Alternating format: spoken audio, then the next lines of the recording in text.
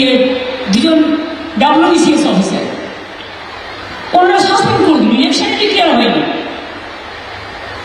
কি সাহস! Under which rule?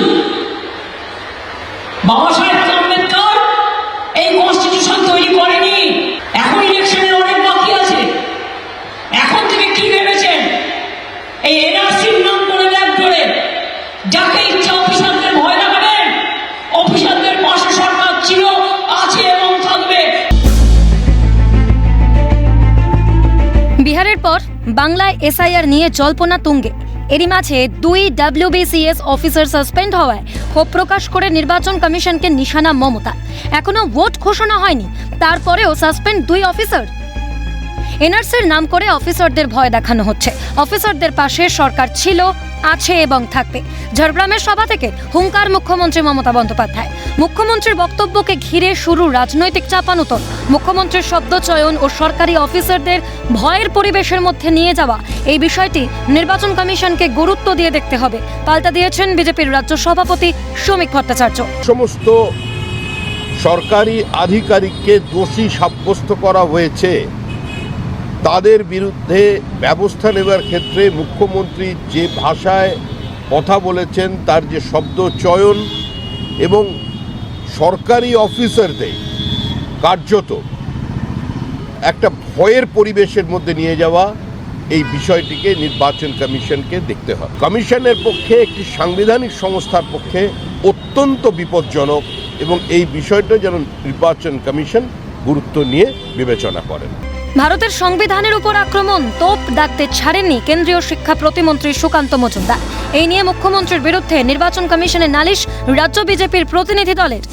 আমার মনে হয় এটা ভারতের সংবিধানের উপর আক্রমণ, এবং যেভাবে ভয় দেখানোর চেষ্টা করছেন উনি বলছেন যারা সরকারি কর্মচারী আছে তাদেরকে ধমকি দিচ্ছেন। তো বিষয়টা নির্বাচন কমিশনের সামনে তুলে ধরা, নির্বাচন কমিশনকে জানানো, এবং গণতন্ত্র যাতে প্রতিষ্ঠা হয় পশ্চিমবঙ্গে, সেইটা যেন নির্বাচন কমিশনের মাধ্যমে হয়, সেই বিষয়ে কথা বলার জন্য আজকে আমরা নির্বাচন কমিশনে আমাদের রাজ্য সভাপতির নেতৃত্বে সবাই।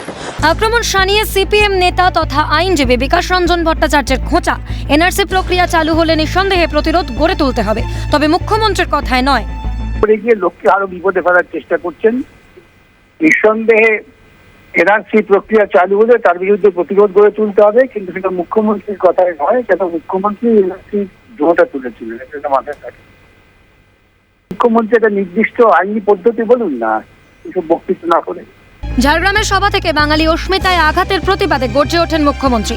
মঞ্চে একটি 10 টাকার নোটের ছবি দেখিয়ে সেটি 1912 সালের বলে দাবি করেন তিনি। পাশাপাশি না জেনে কোনো ফর্ম ফিল আপ নয়, ভোটার তালিকায় কারচুপির অভিযোগে কেন্দ্রকে নিশানা মুখ্যমন্ত্রী মমতা বন্দ্যোপাধ্যায়। 1912 সালের 10 টাকার নোট দেখুন, বাংলায় লেখা আছে। আর এই অপদার্থরা আজকে 2025 সালে এসে বলছে বাংলা বলে কোনো ভাষা নেই। 1912 সালে দেবো, এটা কেউ যদি বলে আমাদের এখানে ফর্ম ফিল আপ করুন, আমরা দেবো। কোনো না জেনে ফর্ম ফিল আপ করবেন না, আপনার ডিটেলস নিয়ে গিয়ে ভোটার লিস্ট থেকে নাম্বার দিয়ে দেবে। কংগ্রেস নেতা প্রদীপ ভট্টাচার্যের গলায় কার্যত একই সুর। তিনি বলেন, অবশ্যই দেখে শুনে সই করতে হবে, জাতি ধর্ম বর্ণ নির্বিশেষে সকলের নাম রাখতে হবে। কোনো দল বা কমিশনের নির্দেশে ভোটার তালিকা থেকে কোনো নাম বাদ দেওয়া চলবে না। যেটা সই করবেন দেখে শুনে অবশ্যই করতে হবে। আমার অন্য সময় আমি নিশ্চয়ই কোনো মৃত ব্যক্তির নাম দেব না। যে ব্যক্তি এখানে স্থায়ীভাবে থাকে না তার নাম দেব না, কিন্তু যিনি থাকেন তার নাম কাটতে দেব না। এটাই হবে আমাদের মূল বক্তব্য। জাতি ধর্ম বর্ণ নির্বিশেষে সকলকে নাম রাখতে হবে।